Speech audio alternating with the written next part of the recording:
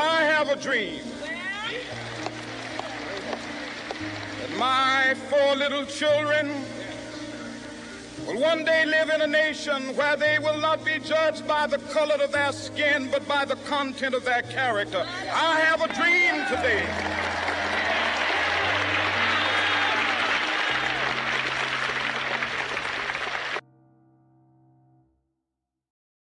Derapy,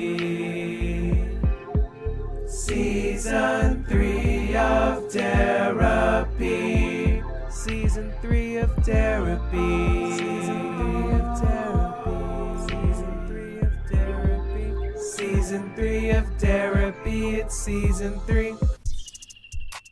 Hey. What's up? It is Monday, January 16th, 2023. Happy Martin Luther King Jr. Day. What you heard at the beginning of the episode was actually my favorite quote from Martin Luther King Jr. We're not going to be talking about that today, though. Oh. NFL Wildcard Weekend 2023. I was actually on a pregame pickem show. My good friend Lobo, or Denzel, depending where you know him from. And I picked all of the games this weekend who I thought was going to win.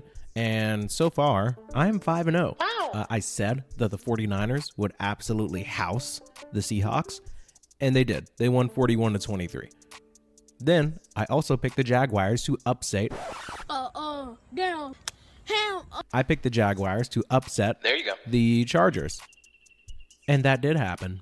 Kind of one of the biggest comebacks in NFL playoff history. Whatever, who cares?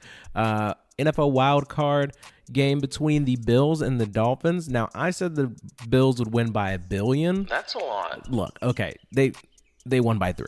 The point is, I picked them to win, and boy, did they. Boy, they did. Also, I picked the Giants to beat the Vikings. Giants were underdogs, and the Giants won. So, get off me. Get off me! What can I say? I am prophetic. I am the one. Bengals, Ravens. I said the Bengals would win, and it would be closer than you think it would be. Now, they actually only won by 1 touchdown. It came down to only a couple of possessions, couple of questionable plays that were called by the Ravens. I truly do believe that if Lamar Jackson, their starting quarterback, was playing, could have gone differently. There was this one ridiculous play. If this ever ends up on YouTube, I'll have to show the clip. But they tried to do like a QB sneak, but instead of like the quarterback like diving into the pile or underneath it or sneaking, and he tried to jump over and somebody slapped the ball out of his hand and they returned it like 98 yards for a touchdown. Really, really stupid play. Stupid. The running back was like super pissed after the game. He's like, there's a reason why I'm here. Like, I'm the running back. Let me run it. Instead of having our backup quarterback try to jump over 20 people. I don't know. It's ridiculous. The point is, I picked the Bengals to win, and they did. So I'm 5-0 as far as wild card weekend goes. Today is Monday. The Cowboys and the Buccaneers are playing tonight. I picked the Buccaneers to win. You know, we'll see what happens. But even if they don't, I'm sure it'll be a very fun, competitive game. Looking forward to it. And God forbid the Cowboys win. 5-1 isn't all that bad. But speaking of football, this is going to be kind of a short episode today. I don't know. Maybe I'm saying that, but I haven't actually recorded it all yet. My brother sent me this really, really strange voice recording that I want you all to listen to. It involves somebody that is very clearly inebriated. And I kind of just want to share that with you all because this is what Derapy's for. You know, it just so happens to kind of be whatever I want. So hope you enjoy. Like Mike Peters wanted to. Enough. But we stopped. Enough. I've heard what you got to say. Okay then. See, don't be talking about my dog. All right, so based on the beginning of this recording, you can already tell that one of the participants in this conversation is very agitated, and he's saying, enough, I don't want to hear any more of what you have to say.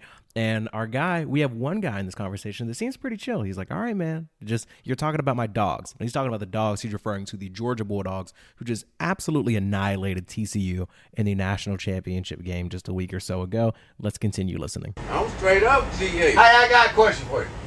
I'm straight up Georgia. Did the TCU team have a band? What? Like would play with the trombones and drums? If they did, they was in the locker room because they didn't want to come out in the field.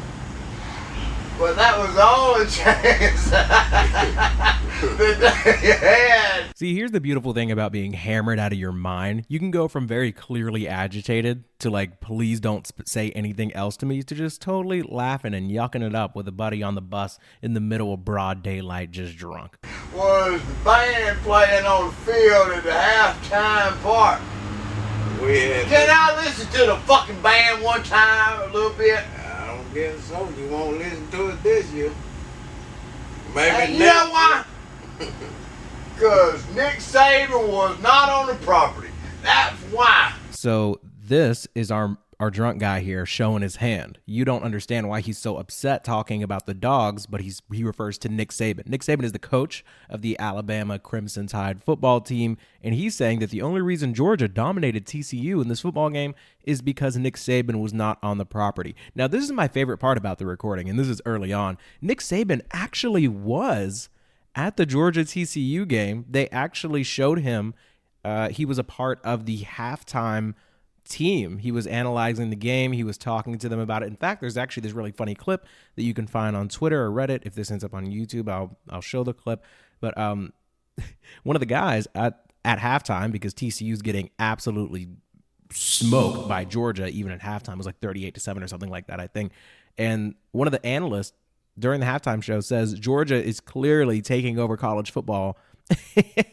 And you can see Nick Saban's face, like, right here, bud. So Nick Saban actually was on the property, but this guy was so drunk, jaded, deluded that he didn't even consider that as he continues to talk about Nick Saban's lack of presence. The lack of Nick Saban's presence is the reason why Georgia was so successful that day. Nick Saban was not on the property. That's why you got away with that little bit. I'm going to let that little bit go. What little bit? That's why we had our cheerleaders. All that. Put all that over there. And then the reason why you got away with that little bit is because Nick Saban was not on the fucking property. Man, That's why. Nick Saban was on the property when we No, beat him. he wasn't on the fucking property that day. Nick Saban was on the field when we beat them. Solid point by our more calm gentleman here, because Georgia actually did beat Alabama on January 10th of 2022. So just a year ago, you know, Nick Saban was on the field, and he very much lost to Georgia also. Thank you. Got him! I rest my case. We go to Hawaii and get quarterbacks. Name of Kalula. Kalula. Another example of our boy being completely out of it, talking about going to Hawaii to get quarterbacks named Kahlua. I think he's referring to the alcoholic beverage Kahlua. It's good with like coffee and milk, etc. I don't know what the man's on. Maybe that's what got him to the place he is now. And we put that motherfucker in the second string. Halftime second string. And beat Georgia up. Please don't do this. Because I got so much to say about this little bit. I got one question. I hope so. And I want you to answer this question and answer it right. Now, this was concerning for me the first time I listened to this recording. What is this one question going to be? It sounds like he already won whatever little argument or dispute they were having. Now he says, I have one question for you. And our drunker guy is like, good, yeah, fire away, give me one question. And the way the calmer gentleman is speaking, he's like, this question is going to put an end to what we've been discussing. So I'm really excited to hear it. I'm sure you are too. So let's get to it. I don't want to hear about nothing else. I just want you to answer this one question. Who number one? Who's number one? I think you can answer that question.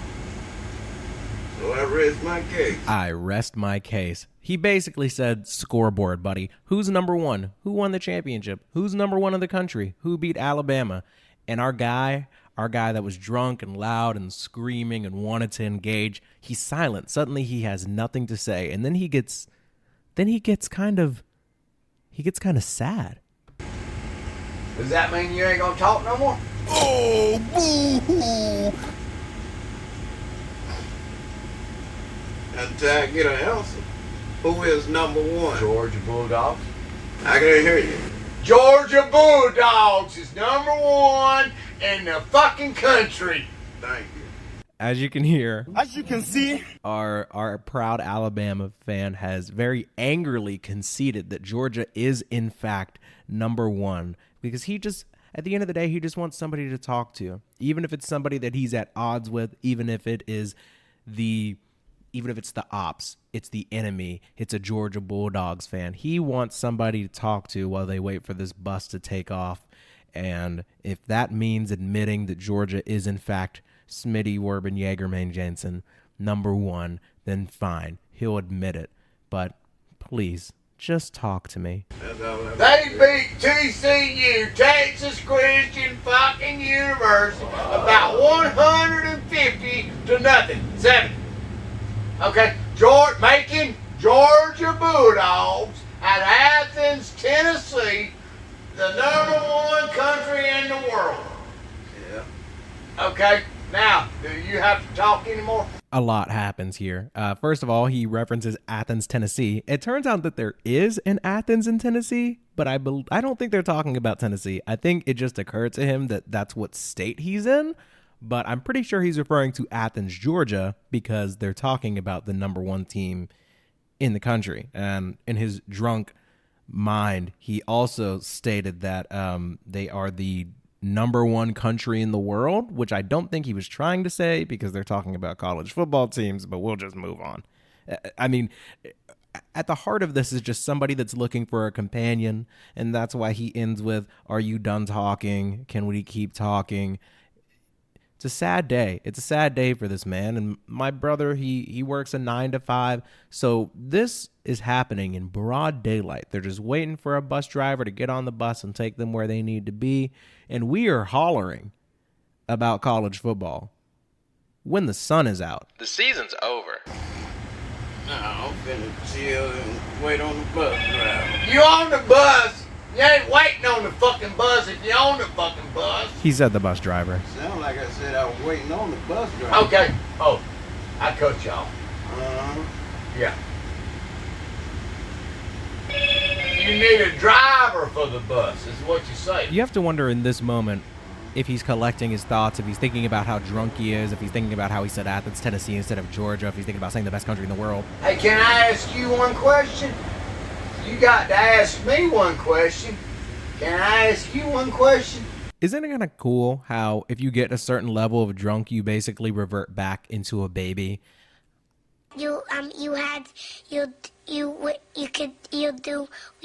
It's very interesting how alcohol affects the mind. And when you're drunk and everybody around you is drunk, you don't really consider just how unhinged and baby-like everybody sounds until you hear it, you know, from like a sober perspective, or you think back on the memories that you had with people that you were drunk with, and you're like, wow, we kind of sounded like idiots. Hey, can I ask you one question? You got to ask me one question. Can I ask you one question? This is how long it takes him to decide if he wants to keep talking to this man or not. 1, 2, 3, 4. Yeah, go ahead. If I got an answer, I answer. But I always got an answer for a question, so go ahead. Okay. Has Nick Saban ever been to Pritchard, Alabama? I don't know that answer. Okay. I don't know what the joke is. Let me answer that. You said one question. Well, that was the fucking question. Man, I gave you the answer. I don't know, so question over with now. Come missing security. Well, the security. That's what you call a defensive remark. I don't know what he's talking about. What you're doing now is a defensive boot. I read you like a book. you what? I read you like a book. Like it or not.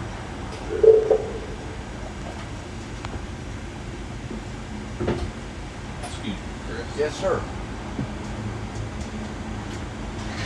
Yeah, so I can only assume the end of that conversation was our Georgia fan deciding that he would just walk to wherever he was going. Like he just didn't want to engage in the conversation anymore. I don't know. I'd have to ask my brother. But yeah, I just wanted to share that with you all. Shout out to my brother, Damon, for secretly recording this absurd conversation that we got to just witness and break down. Let me know if you want me to do more podcast episodes like this where I take a conversation, not like where somebody is being secretly recorded, but just in general where I take a clip or a video or a conversation and kind of break it down and give some commentary. Tomorrow is Tuesday the 17th. I'm going to be starting a new job. So I don't really know why I'm bringing that up the way that I am. I guess because in the event that it turns out to be a lot more time consuming and physically or mentally exhausting than I expected, then you'll know why I'm putting out less episodes. But the goal still is to release 4 to 6 episodes every week between these little podcast ramblings where I talk about whatever I want and actual bits of news that are going on the internet and in the world. But I appreciate you tapping in today. If you know an Alabama fan, maybe send this to them. Ask them if they have been like this, if they're day drinking to try and cope while riding the bus through the streets of Chattanooga or any other place. Let them know that you understand. You're here for them. Share this episode with them and let them know that they're not alone. But love you. Mean it. If you're listening on YouTube, like and subscribe. Enjoy the outro. Did my life change? I'm at the top of my game. I'm at the top of my game.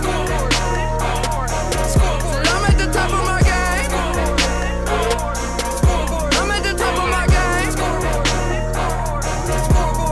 Yeah, I made a couple million off rap like it's nothing. Keep this shit quiet, I don't stun too much. She gon' fuck me, she don't give it up too much. Drink liquor like water, getting drunk too much, huh?